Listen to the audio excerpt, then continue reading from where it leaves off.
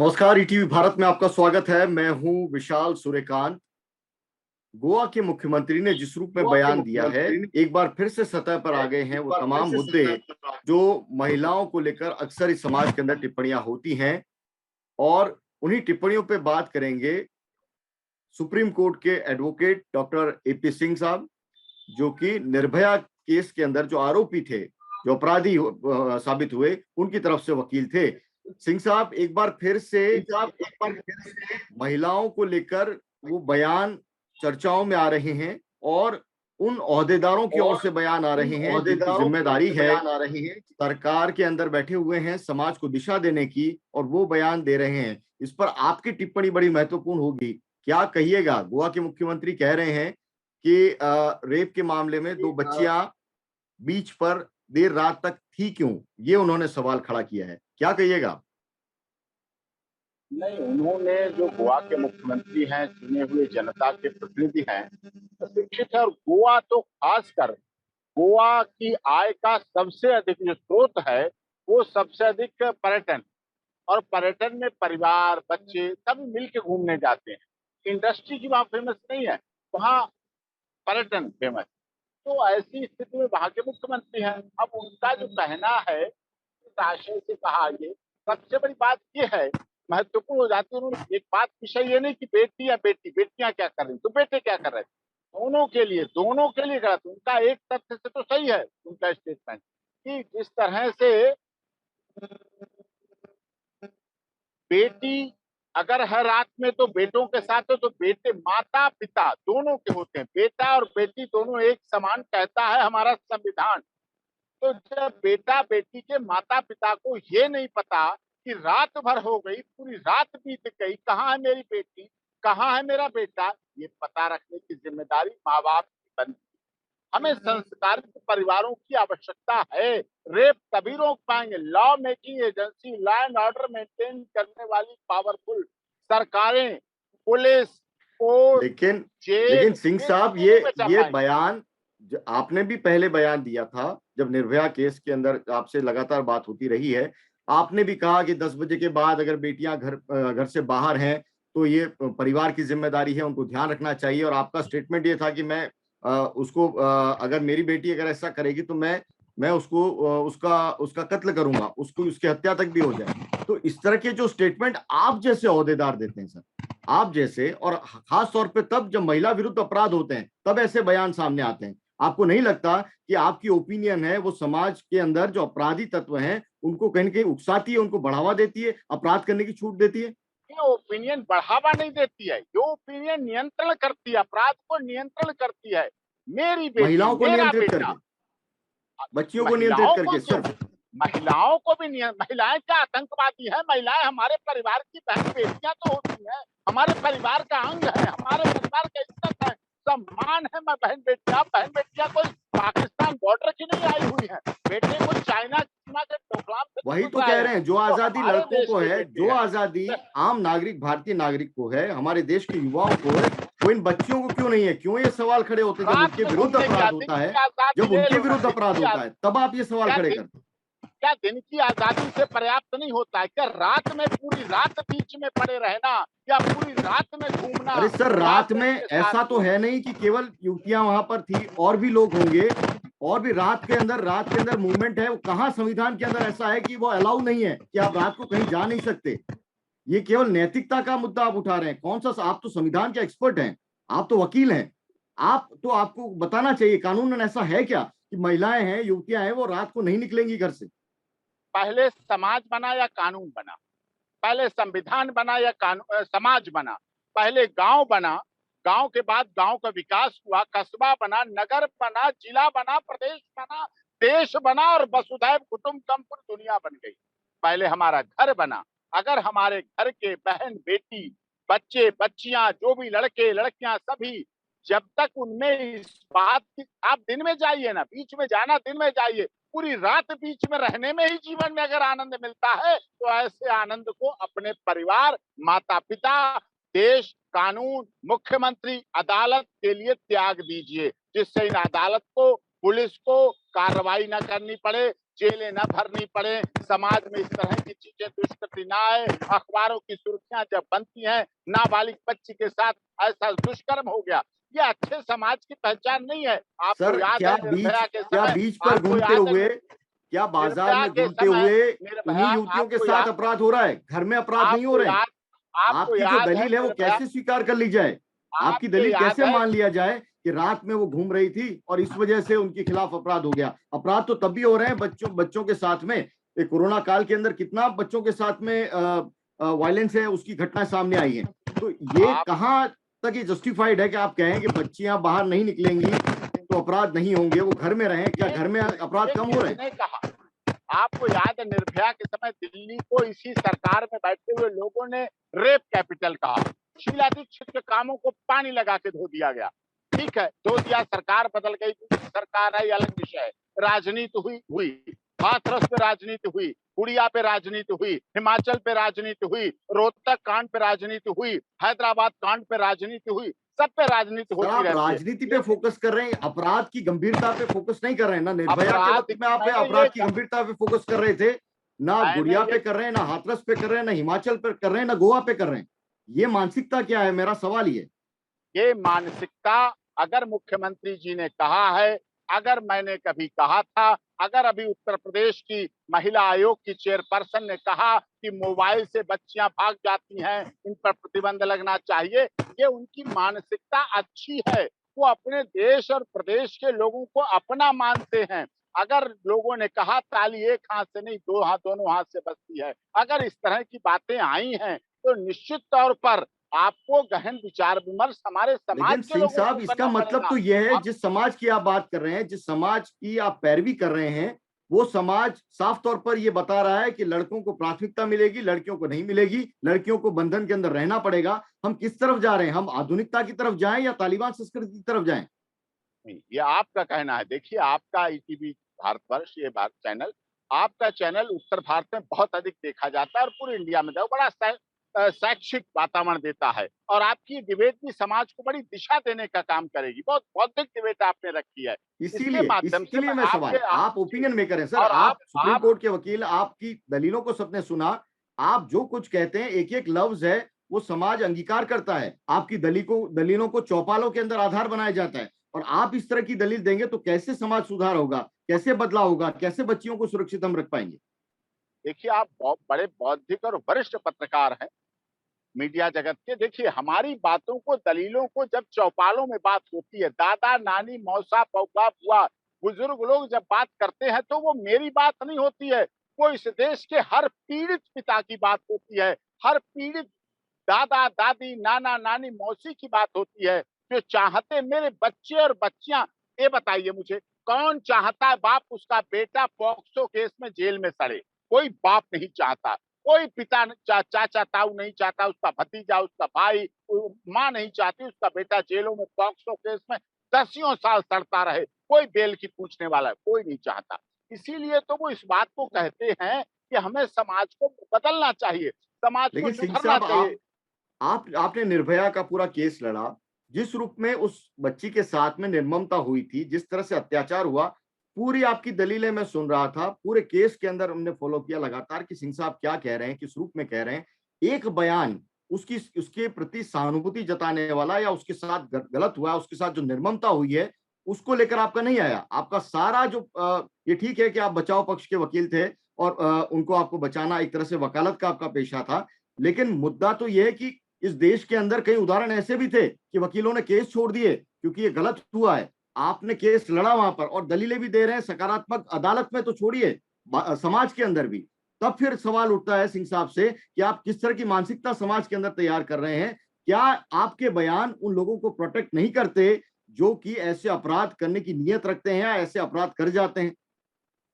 देखिए, एडवोकेट तो आप, मुझे नहीं, आपको नहीं, सरकार को आतंकवादियों को भी देने पड़ते हैं, और आतंकवादियों को बचाव कराने के लिए जो वकील दिए जाते हैं उनकी फीस भी सरकार भरती है। यहाँ तो हमारे क्लाइंट देते हैं, तो बिना वकील के कोर्ट प्रोसीड नहीं हो पाती है। सबसे बड़ी बात तो ये है। बात बचाव पक्ष सरकार, उधर से अटॉर्नी जनरल होते हैं, काउंसिल होते हैं, गवर्नमेंट काउंसिल होते हैं, उसकी कोई बात नहीं। लेकिन विषय ये है कि क्या हम इन सब बातों के जरिए, क्या निर्भया की फांसी की सजा के बाद इस देश में रेप बंद हो गए, महिलाएं सुरक्षित हो गई, महिलाओं का उत्पीड़न समाप्त हो गया, झूठे केस लगना बंद हो गए, क्या ये बात हुआ? नहीं। क्या दिशा देने के लिए, समाज को मतलब मैसेज देने के लिए जजमेंट में लिखा जाता है ये सजा इसलिए जरूरी है कि समाज में मैसेज जाए।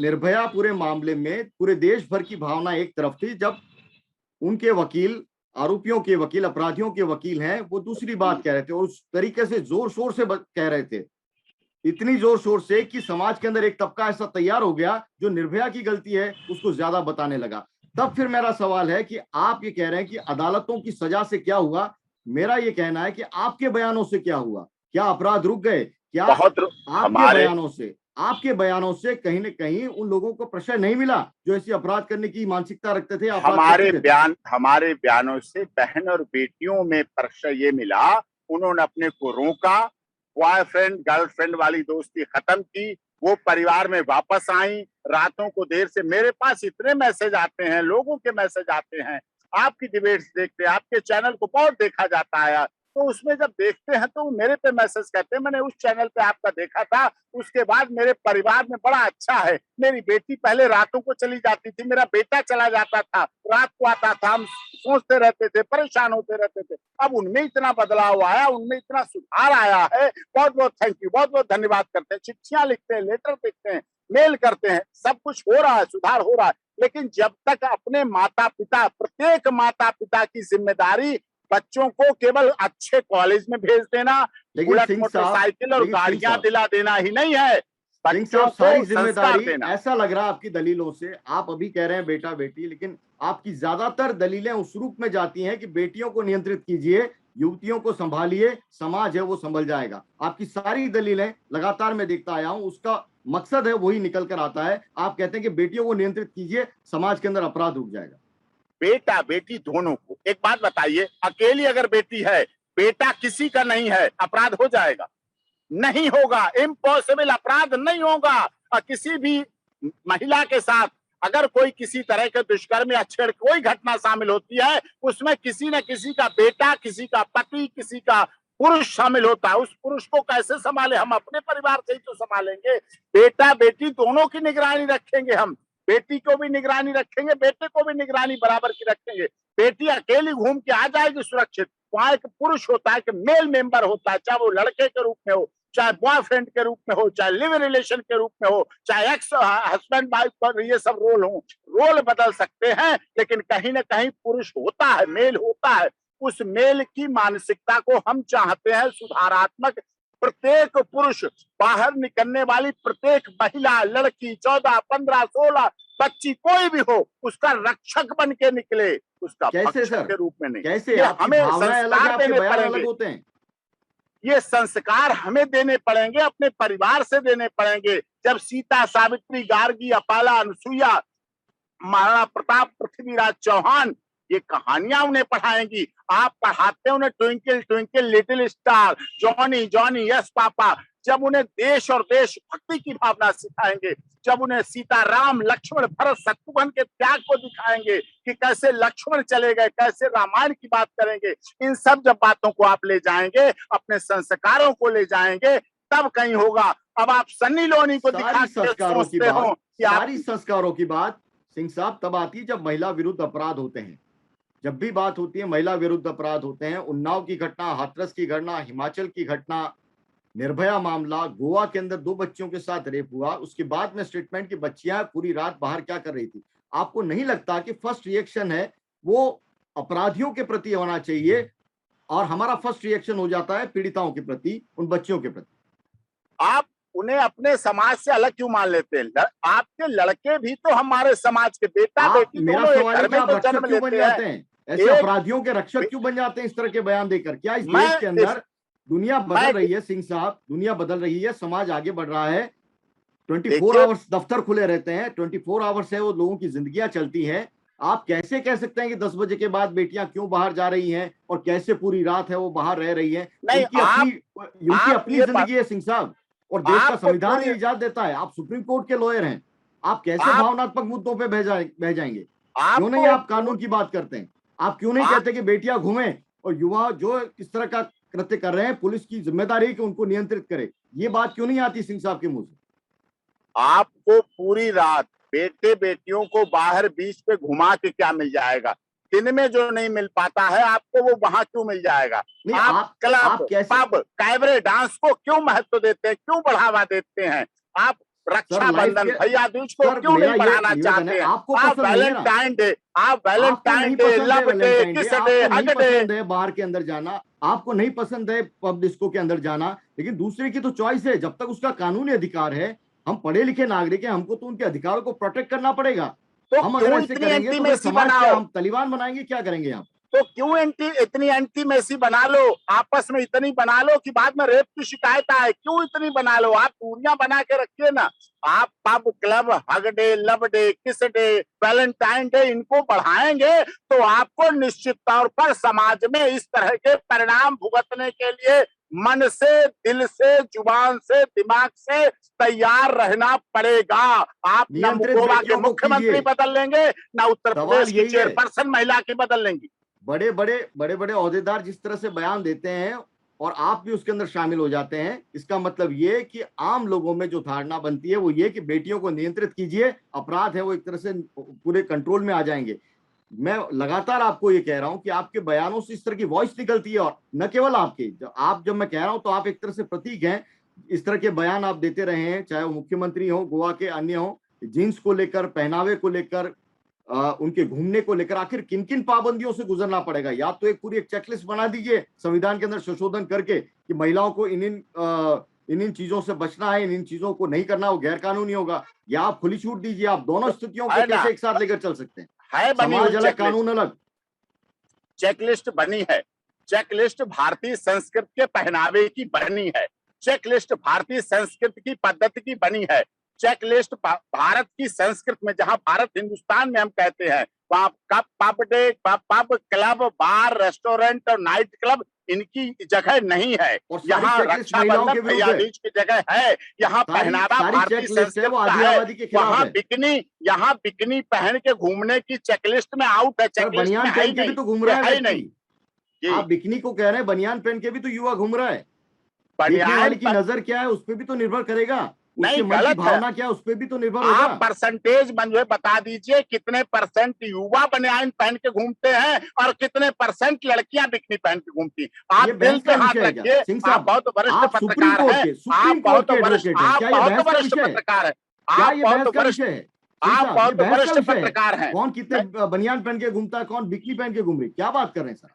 अरे भारत में, हिंदुस्तान की सभ्यता में रहिए, आप बाहर जाइए, वहां रेप का पैटर्न अलग है, वहां पॉक्सो का पैटर्न अलग है। वहां लिव इन में रहते हैं, बच्चे पैदा होते हैं, पता नहीं होता, डीएनए से पता करते हैं किसका बच्चा है। सर हमारे यहाँ तो चेहरे, लिव इन तो देश हमारे का यहाँ तो कानून भी कह साहब, रहा है लिव इन का। हमारे यहाँ तो चेहरे पहचान लिए जाते हैं, उनका लड़का है, आवाज से पहचान लिया जाता है, वहां डीएनए लाया जाता है, वहां रेप किट बनती है, वहां बच्चे पैदा होके वहां रख दिए जाते हैं। वेस्टर्न कल्चर की अगर आप नकल करेंगे और भारत के संविधान और इंडियन आईपीसी भारत की लगाएंगे तो गलत है। यहाँ की अगर कल्चर रखनी है तो यहाँ की, आप मुझे बताइए, यहाँ की साड़ी और सूट ये सब संस्कृति है, यहाँ पहनावा है। यहाँ कोई लड़की बहू जब बनती है, विवाह के मंडप पे चढ़ती है, बिकनी पहन के जाती है, वहां तो साड़ी और पूरा पहन के लहंगा चुन्नी जाती है। हमारी सभ्यता संस्कृति के अनुसार रहने में आप सबको या किसी को बुराई क्या है? हमारी संस्कृति में रहिए, माँ बाप जैसा सभ्यता कहे तो बदल वैसा रही है, रहिए। आप सभ्यता घूमने तो जाइए, लगातार बदल रही है, संस्कृति आप तो बदल रही है।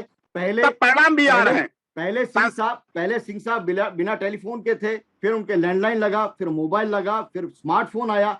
समाज तो बदल रहा है, इसको क्यों नहीं तो स्वीकारते? कैंसर भी बढ़ा, ऐसी ही वेशभूषा भी बदल रही है, तो इस वेशभूषा भी बदल रही है, विचार भी बदल रहे हैं, तो क्यों फिर आप पाबंदियां लगा रहे हैं इस तरह से? देखिए, लेटर चिट्ठी लिखी जाती थी, लैंडलाइन था, अब इस 4G से कैंसर भी बढ़ा, इस मोबाइल से रेडिएशन भी बढ़ा, इस मोबाइल से बच्चों की आंखों की नजर भी कमजोर हुई, इस मोबाइल से बच्चों के दिमाग भी कमजोर हुए, इस मोबाइल के अधिक प्रयोग से बहरे भी हुए, इस मोबाइल के प्रयोग से फिर भी जरूरत है ना आज, मानसिक रोगी फिर भी जरूरत है ना, तो अब फिर भी जरूरत है तो काम चलाते रहिए। फिर भी और जरूरत है। इसी तरह से महिलाओं को, युवतियों को समाज बदल रहा है, वर्किंग आवर्स बदल गए, उनके घूमने फिरने का वक्त बदल गया, इसको स्वीकार करने में आपत्ति क्या है? क्यों हम नहीं देर शाम या देर रात को इतना ज्यादा फोकस करते हैं कि क्यों बच्चियां हमारी निकल रही हैं?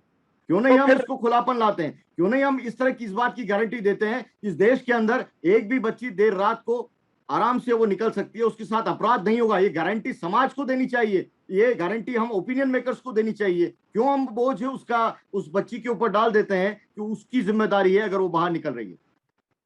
फिर तो जब ये आधुनिकता आई है, अगर आधुनिकता स्वीकार कर ली है हमने मन से, मस्तिष्क से, अपने दिमाग से, तो फिर रेप केस भी स्वीकार करने पड़ेंगे, फिर पॉक्सो में जेल में सड़ते हुए लोगों को भी स्वीकार करना पड़ेगा, फिर फास्ट ट्रैक कोर्ट के ट्रायल भी स्वीकार करने पड़ेंगे, फिर परिवार में इस तरह की असामाजिकता को भी स्वीकार करना पड़ेगा, परिवारों में विध्वंस भी होगा, फिर तो इस तरह की हत्याएं भी बढ़ रही हैं। ये सब फिर स्वीकार करना ही पड़ेगा। अगर स्वीकार कर ही लिया है, फिर गोवा के मुख्यमंत्री का बयान भी आपको स्वीकार करना पड़ेगा, फिर उत्तर प्रदेश महिला आयोग की चेयरपर्सन का बयान भी स्वीकार करना पड़ेगा, फिर देश के राजनीतिकों का एक हाथ से ताली नहीं दोनों हाथ से ताली बजती है वो भी स्वीकार करनी पड़ेगी, फिर मुलायम सिंह यादव के उस बयान को भी स्वीकार करना पड़ेगा जिसमें उन्होंने कहा था बच्चे हैं गलतियां हो जाती हैं, अब क्या उन्हें मार डालोगे क्या? फिर तो ये सब कुछ स्वीकार आपको करना ही पड़ेगा। सर, आंकड़े तो आपके पास होंगे, मुझसे ज्यादा होंगे। मुझे ये बताइए, वयस्क युवतियों के साथ में इस तरह के अपराध ज्यादा हो रहे हैं या उन बच्चियों के साथ हो रहे हैं? उन बच्चियों ने कौन सी बिकनी पहनी है? वो बच्चियां कौन सी बाहर जा रही हैं? अपराध किस तरफ कमजोर जो दिख रहा है उसके खिलाफ अपराध हो रहे हैं। आप मुझे कमजोर को प्रोटेक्ट करने के बजाय आप कमजोर को और दबा रहे हैं, उसको और कमजोर कर रहे हैं। वो कह रहे हैं कि आप उसी तरह से रहिए जिस तरह से रह रहे हैं, आपको बाहर निकलने की इजाजत नहीं है। आपको नहीं लगता कि ये कहीं ने बहुत बड़ा मानवता के विरुद्ध अपराध है, ये नैतिकता का अपराध है?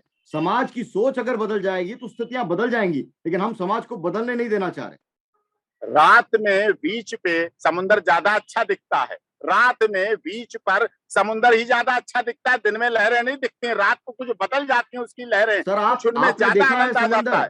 जी, समंदर देखा है रात में वहां जाकर किस तरह से वहां पे नजारा होता है चांदनी रात के अंदर? क्या वहां वो देखा नजारा, है, कुदरत का नजारा आपने देखा नहीं है क्या? अपनी पत्नी के साथ देखा है ना, अपनी पत्नी के साथ देखा है, गर्लफ्रेंड के आपने साथ देखा है देखना ना? क्या जरूरी तो है, अपनी पत्नी के आपकी साथ पत्नी ने जब इंतजार देखा है, कीजिए ना। आपकी पत्नी ने देखा है तो दूसरी युवतियों को देखने से क्यों युवती को परहेज है आपको? क्यों युवती जरूरी को है कि वो किसी पुरुष के साथ ही जाए? उसकी अपनी युवती को जिंदगी है। इंतजार कर लेने दीजिए ना, युवती को इंतजार कर लेने दीजिए पति का, इसमें प्रॉब्लम क्या है? क्या बात कर भाई रहे हैं सर? क्या बात पति कर रहे हैं, बहुत अच्छी पति बात अगर कर रहा हूँ। नहीं है, भाई नहीं है, तो उसकी जिंदगी नहीं है? हाँ क्या ऐसा बात है कर रहे हैं परिवार। सर? हाँ पिता नहीं पति है, उसकी मिलेगा ना। जिंदगी नहीं है? नहीं जिंदगी है, फिर लिव इन में रहिए और कहिए 10 साल तक हमारा रेप हुआ, फिर लिव इन में रहिए और कहिए 15 साल पहले हमारे साथ जब वहां गए थे तो रेप हुआ, फिर आइए और एफआईआर कराइए, मुकदमा लड़िए। देखिए इसमें महिला तो मफल्ड पेश हो जाती है, पुरुष को मफल्ड पेश करिए। फिर महिला आयोग है, महिला कमीशन है, महिला मंत्रालय है, महिला हेल्पलाइन है, महिला हेल्प डेस्क है, महिला के लिए इतनी सब व्यवस्था है, महिला के लिए स्पेशल कोर्ट है, फास्ट ट्रैक कोर्ट है। पुरुष के लिए क्या है? क्या पुरुष आयोग है? क्या पुरुष हेल्पलाइन है? क्या पुरुष के लिए महिलाओं के कोर्ट साथ है? इतनी क्या व्यवस्था पुरुष हेल्प इसलिए है डेस्क क्योंकि है? क्या समाज पुरुष उनके साथ में नहीं है। क्या पुरुष उनके थाना साथ है? में एसपी, महिला के लिए थाना उनके है। साथ में एपी सिंह जी नहीं है। क्राइम उनके साथ अगेंस्ट में उनके वुमन है। प्रोटेक्शन में खड़े नहीं होते हैं, वो उनके विरोध क्राइम में खड़े हो रहे हैं। उनके crime against crime against woman है, क्राइम अगेंस्ट मेन क्यों नहीं है? महिला पुरुष के लिए कोर्ट क्यों नहीं है? पुरुष के लिए फास्ट ट्रैक कोर्ट क्यों तो नहीं है? आप ये बात पुरुष के लिए करिए ना। हेल्पलाइन क्यों जब नहीं है? आप ये बात करेंगे तब समानता की बात होती है। जब आप मैं तो इस करता तरह हूं। की बात करेंगे, आप कह मैं रहे हैं कि युवतियों को सब कुछ कंट्रोल होना चाहिए, तब नहीं फिर पुरुष, सबका, ये दोनों पुरुष का। अधिकार की बात है। पुरुष युवती अधिकार की बात है, वो महिलाओं के दमन से शुरू नहीं होगी सर। युवती अगर अकेली है कोई नहीं, अपराध होगा ही नहीं, सवाल ही नहीं होता। जंगली जानवर उसके साथ अपराध नहीं करते हैं, अपराध दो टांग वाला पुरुष करता है, लेकिन जब वो साथ ले जाती है, साथ घूमती है, साथ रुकती है, साथ जाती है, तब होता है। वैसे के लिए पुलिस कंट्रोल है, ऐसे के लिए पुरुष ऐसा को नहीं है। जंगली जानवर बनने से आप नहीं रोकेंगे सिंह साहब। ऐसा नहीं है पुरुष बीच को पर जंगली पुलिस नहीं जानवर थी, बनने से नहीं रोकेंगे। ऐसा नहीं है बीच पर पुलिस नहीं थी, लेकिन जब पुलिस पूछने आती है लड़की से कौन है, नहीं हमारा boyfriend, no problem, we have no objection, we are coming for entertainment enjoyment, लेकिन बाद में सुबह वो एफआईआर आ जाती है, बाद में हंगामा होने लगता है, बाद में राजनीति होने लगती है, बाद में न्यूज चैनल की खबर बन जाती है, तब दुख होता है। वही क्या डायलॉग। आप, चलिए एक बार आपकी दलील मान भी ली जाए, क्या एक केस को पूरे देश की महिलाओं के लिए आप जनरलाइज कर लेंगे? सारी देश की नहीं युवतियों के लिए जनरलाइज कर लेंगे उस स्टेटमेंट को? और उसके आधार पर पूरे देश के अंदर, समाज के अंदर महिलाओं की क्या स्थिति होगी उसको परिभाषित करेंगे? क्या ऐसे होगा? देखिए, ऐसा कोई परिवार है जिसके घर में महिला नहीं है, ऐसा कोई महिला है जिसके परिवार में पुरुष नहीं है, दोनों मिलके बने हैं। ये दूरी ये जो बनाई गई ना, विभेद किया गया है, ये गलत है।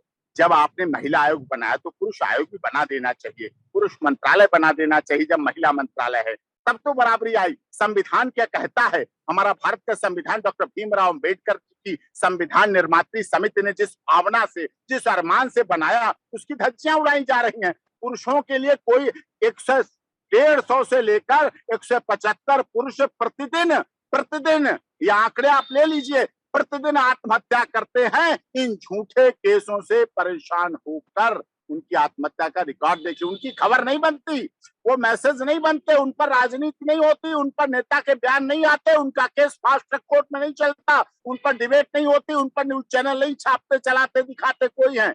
वो मर रहे हैं, लेकिन केवल एक महिला की बात इसलिए की जाती है क्योंकि महिला आयोग। अगर पुरुष आयोग भी होता, उसके चेयरमैन भी होते, तो आज इस बात को कहते कि गोवा के मुख्यमंत्री ने ठीक किया। वो कहते आयोग बनाने की जरूरत कहाँ है जब समाज के अंदर पुरुष आयोग अपने आप में बनाकर घूम रहे हैं एपी सिंह जी या अन्य नेता, तो फिर पुरुष आयोग की जरूरत कहाँ है? मुद्दा तो वो है जो जिनको संरक्षण उनको मिलना है, जो कमजोर है, जो पहले से ताकतवर है, जो इतने अपराध के बाद भी अपने साथ में समर्थक ऐसे ओपिनियन मेकर्स को लेकर खड़ा हो सकता है, तो फिर उनको जरूरत कहाँ है पुरुष आयोग की? हर पैरोकार उनका एक तरह से पुरुष आयोग है, आपको नहीं लगता?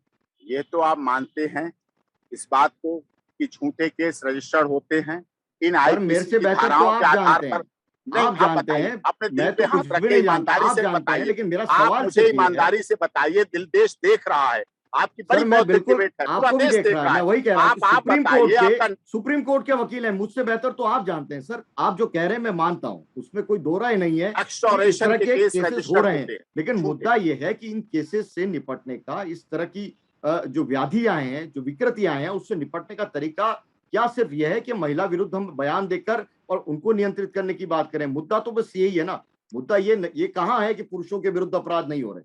मुद्दा तो यह है कि महिला विरुद्ध जब अपराध होते हैं तो उन अपराधियों को संरक्षण देने के लिए तमाम दलीलें आ जाती हैं, और जो महिलाएं जिनके साथ में गलत हुआ है, जो बच्चियां हैं, जो युवतियां उनके साथ गलत हुआ है, उनके लिए सिर्फ हिदायतें आती हैं, सलाह आती है और एक तरह से धमकी आती है कि इस तरह से आप जाएंगे तो ऐसा होगा। मुद्दा तो ये है ना सर। महिला विरुद्ध अपराध के मसले पर बात करने के लिए हमारे साथ में एपी सिंह जी जुड़े थे, और जिस रूप में उनकी दलीलें हैं वो आप तमाम लोगों ने सुनी। इस देश के अंदर होना क्या चाहिए, इस बहस को आप सुनिए और महसूस कीजिए कि वाकई कानून उसकी पालना हो या समाज की जो पूर्व निर्धारित धारणाएं हैं उसका पालन हो। संतुलन कैसे होगा, ये एक बड़ा विषय है, क्योंकि अपराध हैं वो महिला विरुद्ध ज्यादा गंभीर होते जा रहे हैं, बढ़ते जा रहे हैं। शुक्रिया इस चर्चा में जुड़ने के लिए। नमस्कार।